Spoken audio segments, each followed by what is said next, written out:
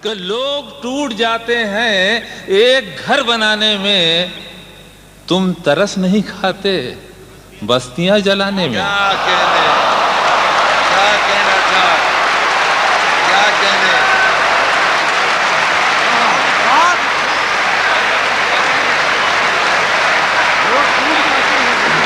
सुभान अल्लाह, सुभान अल्लाह।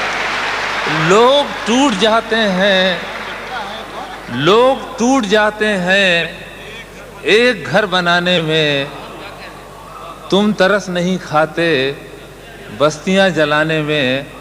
और खालिस हिंदुस्तान का यानी हमारा शेर सुनिए कि फाख्ता की मजबूरी ये भी कह नहीं सकती, क्या फाख्ता की मजबूरी ये भी कह नहीं सकती, कौन सांप रखता है उसके आशियाने में।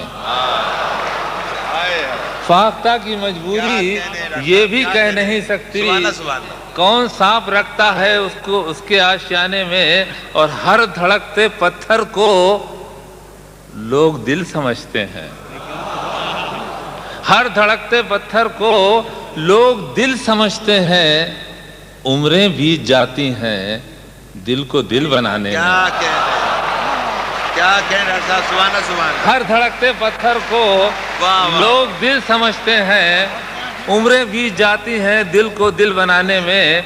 एक मतलब हर धड़कते पत्थर को लोग दिल समझते हैं, उम्रें बीत जाती हैं दिल को दिल बनाने में।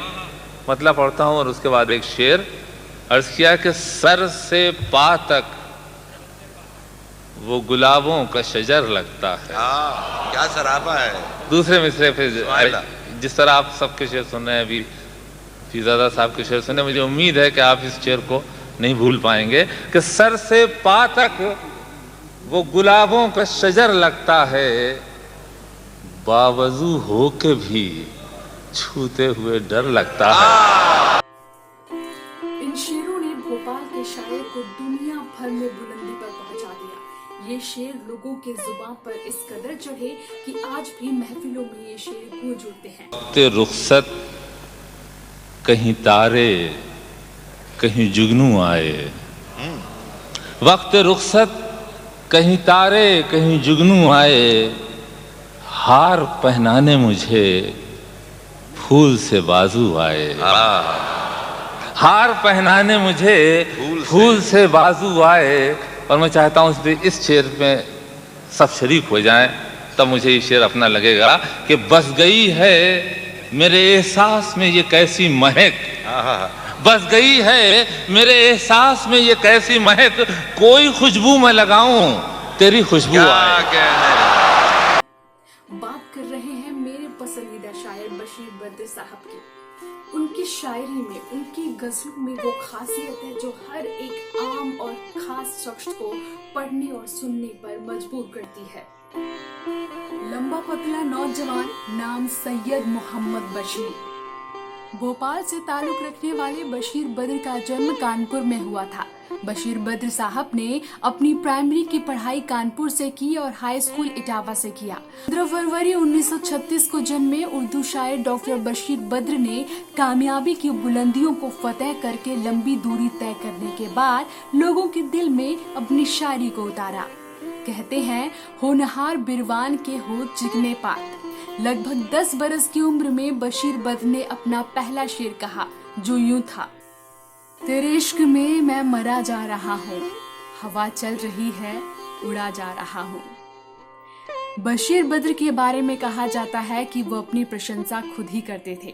बशीर साहब ने खुद कहा कि मीर गालिब, कबीर, अमीर खुसरो, जिगर, इन सब के वो शेर कामयाब हुए जो आम बोलचाल की जुबान में थे, सो मैंने भी आम आदमी की जुबान में कहना शुरू कर दिया।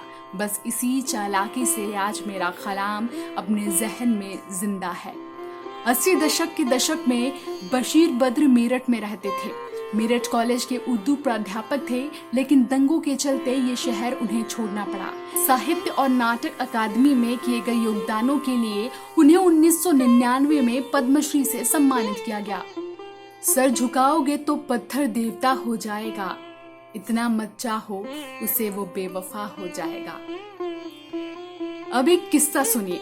न्यूयॉर्क में कवि सम्मेलन हुआ था जिसमें बशीर साहब ने भाग लिया था।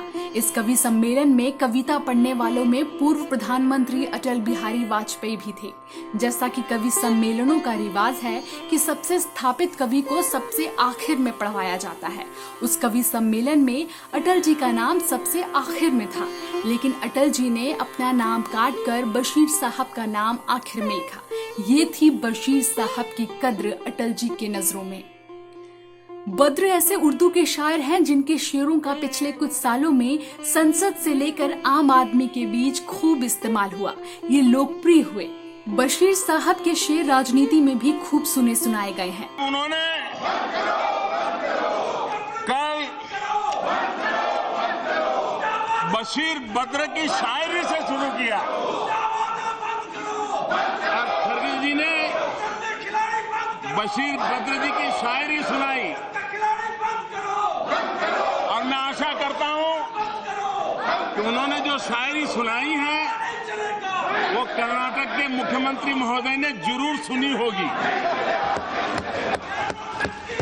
तो उस शायरी में उन्होंने कहा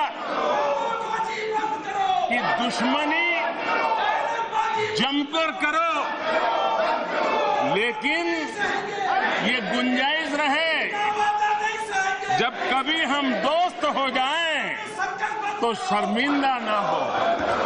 2 जुलाई 1972 को शिमला समझौता के बाद अखबारों में पाकिस्तान के वजीर आजम जुल्फिकार अली भुट्टो और तत्कालीन प्रधानमंत्री श्रीमती इंदिरा गांधी की हाथ मिलाते हुए तस्वीर छपी और नीचे एक शेर लिखा था जो कि भुट्टो साहब ने श्रीमती गांधी को समझौते के वक्त सुनाया था। दुश्मनी जम के करो, लेकिन ये गुंजाइश रहे जब कभी हम दोस्त हो जाएं तो शर्मिंदा ना हो। ये शेर बशीर साहब का था। एक और शेर जो इंदिरा गांधी को अजीज था और उन्होंने इसे अपनी सहेली को खत में लिखा था। उजाले अपनी यादों के हमारे साथ रहने दो, न जाने किस गली में जिंदगी की शाम हो जाए।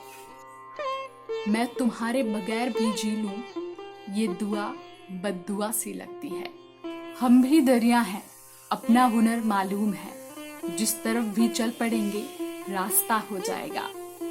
दुश्मन को भी खुदा कभी ऐसा मकान न दे, ताजा हवा की जिसमें कहीं खिड़कियां ना हो। 1984 में मेरठ में दंगा भड़का और इस दंगे में मेरठ शहर ने अपने माथे पर कभी न मिटने वाला दाग लगा लिया। दंगाइयों ने मेरठ में बशीर साहब का घर पूरी तरह जला डाला। इस हादसे के बाद बशीर साहब टूट से गए। दंगे और उसके बाद की खामोशी पर व्यंग करते हुए कहते हैं, किसने जलाई बस्तियां, बाजार क्यों लूटे, मैं चांद पर गया था, मुझे कुछ पता नहीं। मैं पूछता हूँ मेरी गली में वो आए क्यों, जिस डाकिये के पास तेरी चिट्ठियां ना हो। भी मिलती है मेरी गजलों से सूरत तेरी, लोग तुझको मेरा महबूब समझते होंगे। मुझको शाम बता देती है तुम कैसे कपड़े पहने हो।